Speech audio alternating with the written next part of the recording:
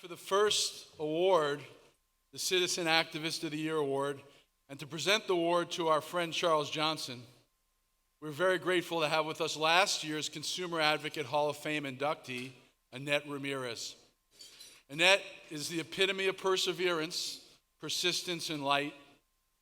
She has been a leader of this fight ever since recovering from her tragedy, and she inspires us all. Please join me in welcoming Annette Ramirez.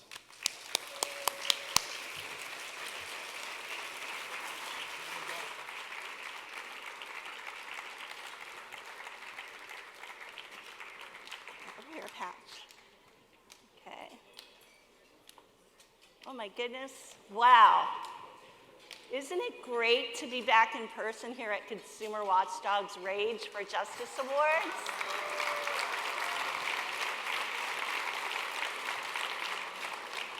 The last time we were together in 2019, I had the distinct honor of being inducted into the Consumer Watchdog's Hall of Fame. Tonight, I am thrilled to be asked to introduce the recipient of the Citizen Activist of the Year Award. But before I do so, I want to congratulate all 4 of our amazing recipients, 3 of whom I had the pleasure of working alongside as part of the Fairness for Patients Act campaign. Now, the 4th recipient epitomizes the word rager in everything he does, through his music, his political activism, and simply in his life. And since I do have the stage right now, yes, Tom, my husband and I are really big fans of yours. Okay. Again, my name is Annette Ramirez. This is my service dog, Patch.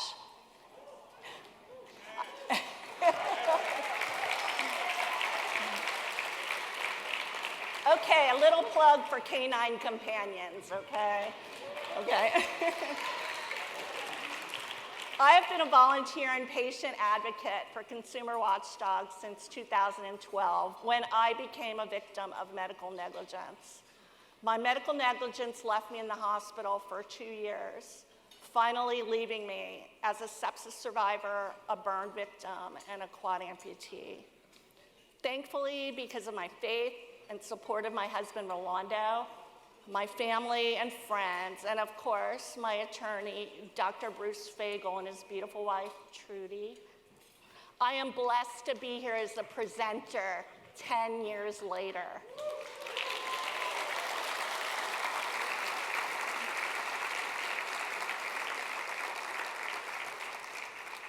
So when Carmen Balber asked me to introduce Charles, she admitted that I was actually Charles's second choice. Of course, I had to ask, well, who was his first choice? Carmen paused and said, well, sheepishly, Oprah. To which I thought, well, Charles, you didn't set the bar very high tonight, did you?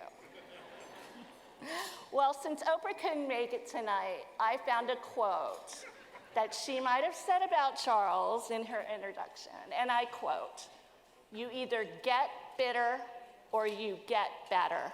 It's that simple. You either take what has been dealt to you and allow it to make you a better person, or you allow it to tear you down. The choice does not belong to fate, it belongs to you." Charles Johnson experienced the most catastrophic event that could ever happen to a person, losing his beautiful wife and mother of their children, Kira, in childbirth. However, Charles channeled his pain and grief into advocacy in tribute to Kira. He became chair of the Fairness for Injured Patients Act, a campaign centered around the stories of families hurt by the cap and fighting for change. Believe me, none of the doctors and insurance companies opposing us wanted to face Charles and try to argue that it was fair, that it was anything other than simply outrageous, that Kara's life was worth a mere $250,000 because of MICRA. Her story and the power of Charles' advocacy helped us win this historic compromise.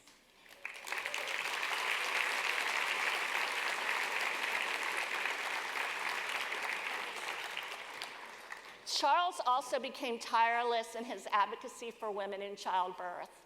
He testified in Congress in 2018 and was instrumental in passing the first national law to address the maternal mortality crisis.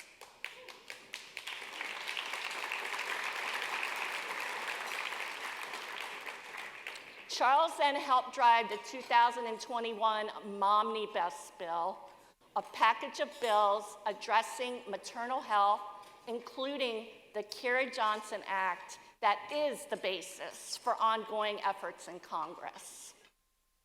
Kira's story and Charles' crusade helped bring the maternal mortality crisis to a national awareness and forced the healthcare system to acknowledge the disparities in healthcare and outcomes for women of color, especially Black mothers.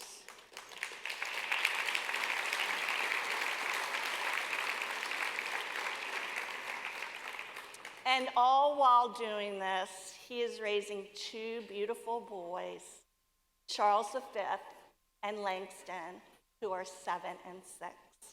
Now, Charles is the nicest and sweetest guy you will ever meet.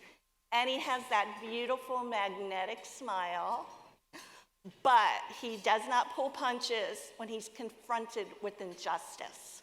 And that's the kind of rage for justice that makes him a kindred spirit, burning passion and uncompromising conviction. And Charles has an abundance of both. Please play the video. My name is Charles Johnson, and I was fortunate enough to meet a woman that absolutely changed my life.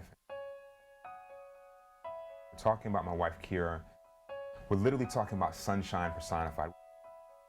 We're talking about a woman that raced cars, who spoke 5 languages. We always wanted to be parents, and so we welcomed our first son, Charles, in 2014, and so full of joy to welcome our second son, Langston, in 2016. And so on April 12th of 2016, we walked into Cedars-Sinai Hospital in Los Angeles for what we expected to be the happiest day of our lives, and ended up walking straight into a nightmare. Our son was born perfectly healthy, but right after the delivery, we're taken back to recovery, and as Kira was there resting, I began to notice blood in Kira's catheter. I brought it to the attention of the doctors at Cedars-Sinai, and they came in and assessed her. This is around 4 o'clock in the afternoon. They ordered blood work along with a CT scan that was supposed to be performed stat. Hours continued to go by. 5 o'clock came, 6 o'clock came, 7 o'clock came. And we were begging and pleading for somebody to help us, and our cries and our pleas fell on deaf ears. It wasn't until after midnight that they finally took my wife back for surgery. And when they took Kira back for surgery, and the doors to the operating room opened up, and they closed behind her, that was the last time that I saw my wife alive.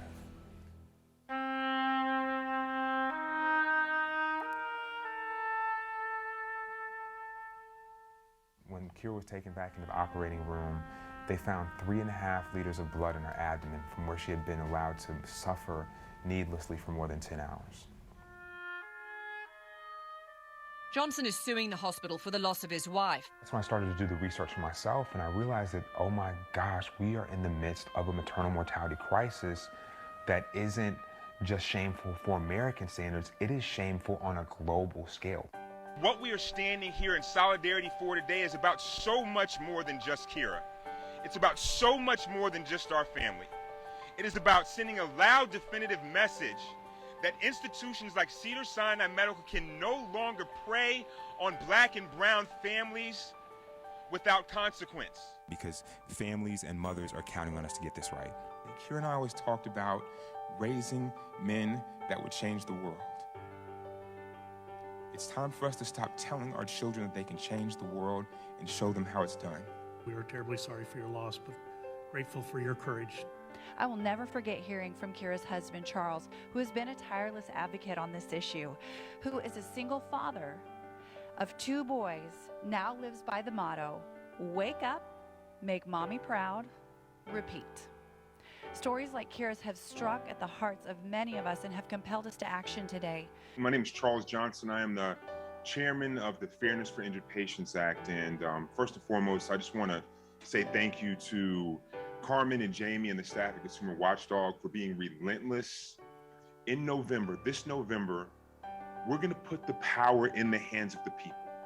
And the citizens of California will have the opportunity in November to vote on a ballot measure that will do away with these unjust, unconstitutional microcaps that limit the ability of families to seek justice.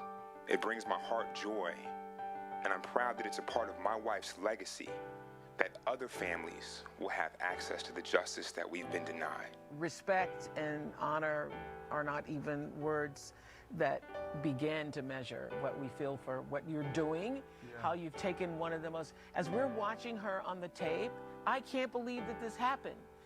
Your strength, your ability to stand after such a tremendous blow and be the father that you are to your kids, it motivates and inspires me to be a better man, to be a better father. Charles is pushing for policy changes, raising awareness, and trying to hold doctors and hospitals accountable. If I can simply do something to make sure that I send other mothers home with their precious babies, then it's all worth it.